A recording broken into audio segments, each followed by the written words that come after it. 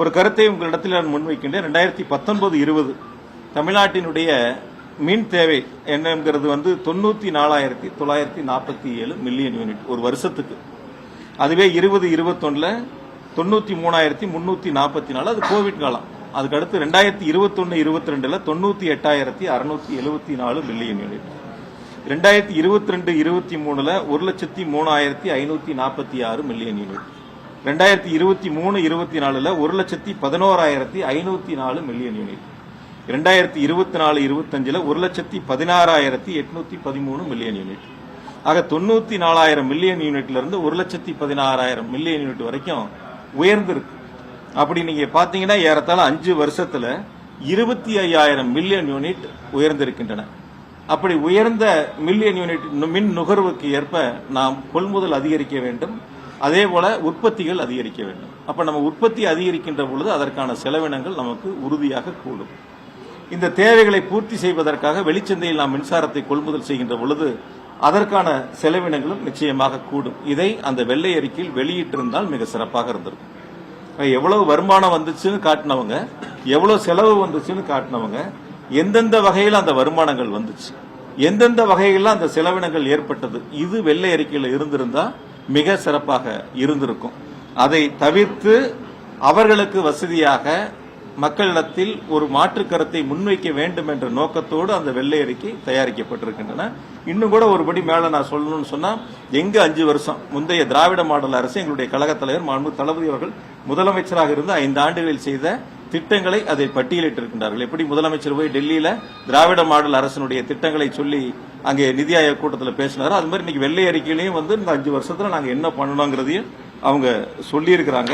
இருந்தாலும் கூட 2020-21 அந்த கேப்புங்கிறது 14,542 கோடிங்கிறது போன வருஷம் 2025-26 933 கோடியா குறைஞ்சிருக்கு. அது 4 வருஷத்துல சீரிய நடவடிக்கை எடுத்ததுனால. இன்னொன்னு ரொம்ப வசதியா அவர் சொன்னதுல வருஷம் 5 வருஷத்துல எவ்வளவு கடன் சொல்லியிருக்காரு. ஆனா 2021 ஆண்டு ஆட்சி பொறுப்பை எங்களுடைய முதலமைச்சர்கள் ஏற்ற பொழுது தமிழ்நாடு மின்சார வாரியத்தினுடைய ஒட்டுமொத்த கடன் 1,59,731 கோடி. 1,59,731 கோடி. ஒரு வருஷத்துக்கு நான் அப்பவே சட்டமன்றத்தில் சொன்னேன், 1,59,000 கோடி கடன் இருக்கு. ஒரு வருஷத்துக்கு ஏறத்தாழ 15,000 கோடி மின்சார வாரியம் வட்டி மட்டும் செலுத்துது அப்படின்னு சொல்லி சொன்னேன். இப்ப 5 வருஷத்துக்கு மின்சார வாரியம் இந்த 1,59,000 கோடிக்கு வட்டி கட்டியிருந்தா எவ்வளவு வரும்னு கணக்கு பாருங்க. ஒரு வருஷத்துக்கு 15,000 கோடினா 5 வருஷத்துக்கு 75,000 கோடி வட்டி மட்டும் கட்டி இருக்கணும். இது நாங்க வாங்கின கடனுக்கல்ல, இதற்கு முன்பா இருந்த கடனுக்கு செலுத்திய வட்டி. அப்ப எவ்வளவு 5 வருஷத்துல வட்டி கட்டணும் அப்படிங்கறது அந்த வெள்ளை அறிக்கையில இப்போதைய அமைச்சர் வெளியிட்டு இருந்தாருன்னா உங்களுக்கும் தெரிஞ்சிருக்கும், எங்களுக்கும் தெரிஞ்சிருக்கும், நாட்டு மக்களுக்கும் தெரிஞ்சிருக்கும். அதை அவங்க சொல்ல அதுல மறைச்சிருக்காங்க, சொல்லல. ஆக பழைய கடன் இருக்கிறதுல வட்டி கட்டி இருக்கிற எவ்வளவுங்கிறத தெளிவுபடுத்தினா மிக சிறப்பாக இருக்கும். 5 வருஷம் ஒட்டு மொத்தமாக மின்சார வாரியம் இதே நிதிநிலை அறிக்கைக்கு முன்பாக அந்த வெள்ளை அறிக்கை கொடுத்தாங்க கவர்னர் உரைக்கு முன்னாடி.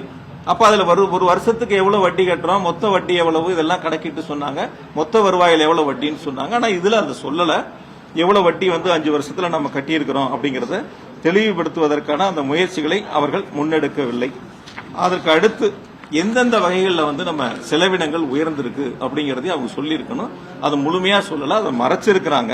குறிப்பா 2019-20 பவர் பர்ச்சேஸ் இருக்கு, பிளஸ் நம்மளுடைய உற்பத்திக்கான செலவினங்கள் இருக்கு, பியூல் காஸ்ட் இதெல்லாம். அது 19-20 ஒரு 50,849 கோடியா இருக்கு செலவு அந்த ஒரு வருஷத்துல.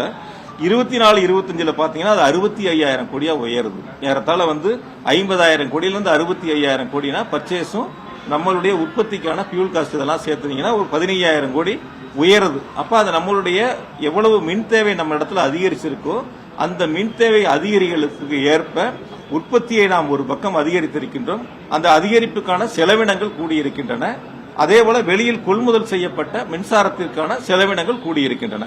இதனால் ஏற்பட்ட செலவினங்கள் என்பதை அவர்கள் குறிப்பிட மறந்துட்டாங்க. அது ஒண்ணு. அதே போல நம்ம வெளியிலிருந்து வாங்கக்கூடிய மின்சாரத்துக்கு டிரான்ஸ்மிஷன் சார்ஜ் ஒன்று போடுவாங்க. அது பாத்தீங்கன்னா 2019-20 4,564 கோடி அப்ப செலவு ஒரு வருஷத்துக்கு. இப்ப 2024-25 கேப்ல பாத்தீங்கன்னா 9,548 கோடி. ஏறத்தாழ 2 மடங்காக அந்த டிரான்ஸ்மிஷன் சார்ஜ் உயர்ந்திருக்கு. அதையும் அதில் அவங்க எல்லாம் குறிப்பிட்டிருக்கலாம். இதெல்லாம் ஏற்பட்ட செலவினங்களுடைய உயர்வு, இதனாலதான் அந்த செலவினங்கள் அதிகரிச்சிருக்கு அப்படிங்கறத அவங்க எல்லாம் ஒரு பக்கம் சுத்தமா மறைச்சிருக்காங்க. உங்களுக்கு நல்லா தெரியும், மின் வாரியத்தினுடைய தொழிலாளர்களுடைய கோரிக்கைகளை ஏற்று கடந்த திராவிட மாடல் அரசுல 2 முறை ஒப்பந்தங்கள் போடப்பட்டன. 2 முறை ஒப்பந்தங்கள் அவர்கள் விரும்பக்கூடிய வகையில், மனமகிழ்ச்சியோடு ஏற்றுக்கொள்ளக்கூடிய வகையில் எங்களுடைய கழகத் தலைவர் அப்போதைய முதலமைச்சராக இருந்து அந்த 2 ஒப்பந்தங்களை அவர்களுக்கு வழங்கினார்கள். அந்த வகையில் பாத்தீங்கன்னா கடந்த காலங்களுக்கும் இப்பயும் அந்த எம்ப்ளாய்க்கான காஸ்ட் செலவினங்கள் இருக்கும். அந்த செலவினங்கள் பாத்தீங்கன்னா 2021ல 9100 கோடியா இருக்கு.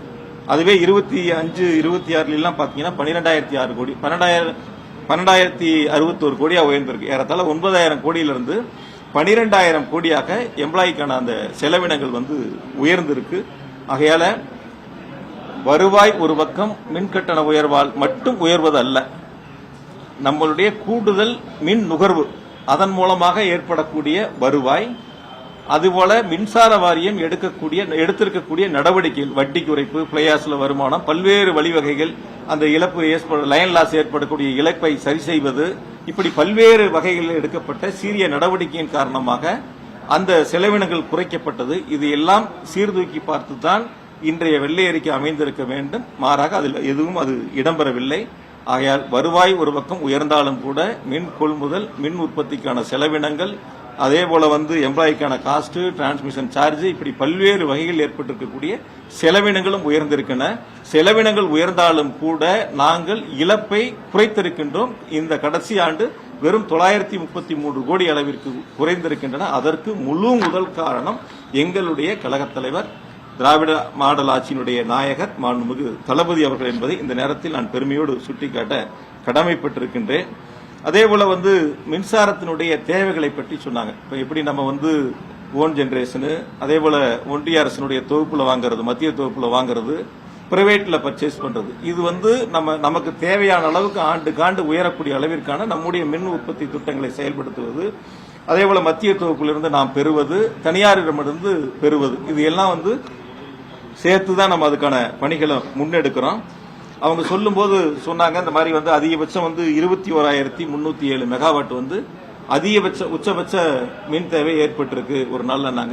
இது இப்ப ஏதோ புதுசா ஏற்பட்டது இல்ல. இது இவங்க ஆட்சிக்கு வர்றதுக்கு முன்னாடி அந்த 21,307 ஏற்பட்டுருச்சு. இவங்க ஆட்சி பொறுப்பேற்றதுக்கு அப்புறம் கூட அந்த அளவுக்கு கூட உயரல. 2020-21 பாத்தீங்கன்னா 16,481 மெகாவாட்டா இருந்துச்சு.